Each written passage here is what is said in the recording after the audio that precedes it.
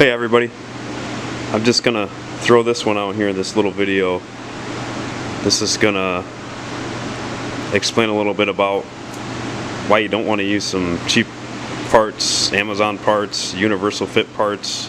This is just a good lesson right here. This customer brought this bike in and he's just not happy with what we want to do to fix it right, and I just want to get it out there and just show people what goes on in a shop. And I guarantee I can vouch for a lot and probably all of the shops out there of why they don't like using cheap parts that don't fit.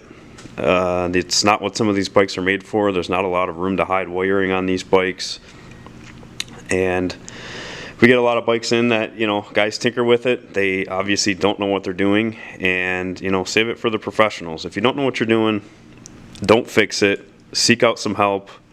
If you have to watch some videos, ask some questions, support your local shops. Buy parts where you live around. Support those guys, because you know what? Not supporting them is in the future going to leave you with nobody to go and ask a question or get some advice or even purchase the parts from themselves. Amazon and some of these other aftermarket places, they just want your money. They just want to sell you something, and that's all they care about. And we'll show you, walk around on this one real quick. And it's a shame because this bike only has 3,000 miles on it, and the customer just doesn't want to put the money into it to make it the right way. And if this was my personal bike, I would fix it exactly how I estimated the job to fix it for the customer. And I'm just going to show you some stuff.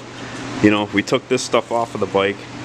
These are some universal load equalizers, and as you can see, there's wire nuts. There's actually some single strand house wire. These things are universal. They're not, maybe they're made for a 12 volt. I don't know. That's why there's some companies out there that make this stuff that's made to work for this application. Same with this taillight. This is a cheaply bought part. As you can see, it's just a mess of wires. There's no connectors on this stuff. We as a shop have to spend the time to figure out what each one of these does, cut this stuff to the right length, solder pins to it, heat shrink it, put a connector on it. That's all time. That time that you spend doing that, I could have been done putting the light in, because it just plugs right into the backing plate. And this is what we had taken apart, and that's all put together with wire nuts. This isn't a house. This isn't a 120 volt system or a 220 volt system. These are 12 volt systems exposed to elements, heat shrinking, soldering things, getting all these connectors sealed up, using the right shop equipment and shop supplies. There's not a lot of room here to hide stuff. You got a little pocket here to put some wiring in. Everything should be nice and free flowing, not bunched up and wires pinching against themselves. These were actually underneath the fender. I know most of if you've ever taken a wheel off or looked up in the fender, there's not much room in there. You can't fit a lot of stuff in there. And the customer brought this wire harness, which is just a generic 5 wire connector. These things have 8. This wire harness, even from the factory, that runs from the taillight base up to underneath the seat to plug in, it's about a $20 part from Harley. By the time I spend pinning that, soldering it, getting connectors, trying to fit it up into the conduit underneath the fender, I'm gonna have probably a couple hours into that. That's about $200. We're talking about a $20 harness here, that would probably take about a half an hour to put on. So this is just a little video showing, get the right stuff. Listen to these guys that have been doing this stuff forever. In the long run, all this, yeah, it might have been $30. in total to buy all this stuff. But guess what? You're gonna spend probably about 3 to 4, maybe even 5 hours of labor to put all this stuff on. And another one I wanted to show too was, you know, this guy's taillights. He wanted to eliminate it. We were gonna put a integrated turn signal on it.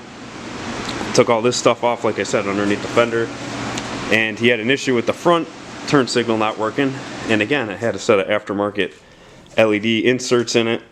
And you know, the customer was convinced that it was a wiring problem causing the front not to work. Well, diving into this one, as you can see, let me zoom in here a little bit. I'll show you guys. That's why you got to be careful where you're getting these parts from. That is all burnt up. This circuitry just failed altogether. I mean, you can see the quality of these. These are definitely cheesy looking. You know, the wiring's burnt right there. You got to be careful sometimes. This stuff this could potentially cause a fire and burn up the bike. And you bought those $100 parts all together. What'd you save? You lost your bike. It burnt up. You know, that's why we use some of these companies that we use. They stand behind the products. They have the right resistances. They have load equalizers that plug and play underneath the seat. You're not having to hack up the wire harnesses. Custom Dynamics is a big one that we like to use. Again, those guys have a lifetime warranty. Had this been a set of Custom Dynamics, something failed in this, they replace it, no questions asked. And if it's something that you bought from us and it was a light that failed, I'll probably do one better and I'll just throw it in there for you for free. So just a quick little video on be careful what you're buying for parts, and you know, support your local shops. That's all I can say.